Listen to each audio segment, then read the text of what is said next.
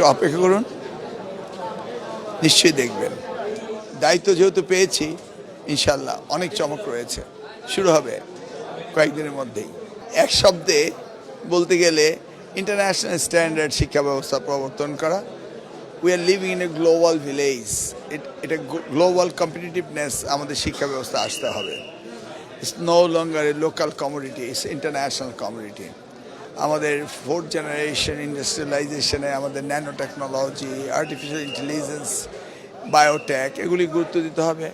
Industry academy আর লিঙ্কেজগুলিকে আমাদের লক্ষ্য দিতে হবে। আমাদের টিবেট টেকনিক্যাল ভোকেশনাল এডুকেশন অ্যান্ড ট্রেনিংকে গুরুত্ব দিতে হবে। সর্বোপরি শিক্ষা ব্যবস্থার ব্যাপক পরিবর্তন আনতে হবে। আচ্ছা, আপনি এর আগে তো প্রতিমন্ত্রী ছিলেন, আপনার উপর আরেকজন মন্ত্রী ছিল, তারপরও আপনি অনেক ম্যাজিক দেখিয়েছেন যেটাতে পুরো দেশব্যাপী বাসী বিমোহিত ছিল। এবার কি আপনি কি চমক দেখাবেন? চমক একটু অপেক্ষা করুন, নিশ্চয়ই দেখবেন। দায়িত্ব যেহেতু পেয়েছি, ইনশাল্লাহ অনেক চমক রয়েছে, শুরু হবে কয়েকদিনের মধ্যেই। গত সরকারের সময় আমরা দেখেছি যে সিলেবাস নানা কিছু নিয়ে একটা অরাজক পরিস্থিতি ছিল শিক্ষা ব্যবস্থায়।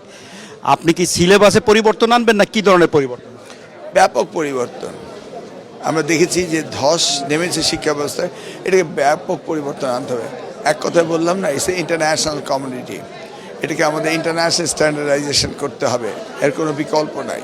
দলমত নির্বিশেষে আমি বিজয়ী হয়েছি, সকলেই আমার, সকলের জন্য কাজ করব এবং বাংলাদেশের সেরা উপজেলা শুধু শিক্ষা নয়, মাদক নির্মূল, দুর্নীতি হতে শুরু করে সব কিছুতেই বাংলাদেশের সেরা উপজেলা বানাবো, এটাই আমার স্বপ্ন। ধন্যবাদ জনাব এহসানুল হক। আপনার সাফল্য কামনা করছি বাংলা ভিশনের পক্ষ থেকে। ধন্যবাদ আপনাকে।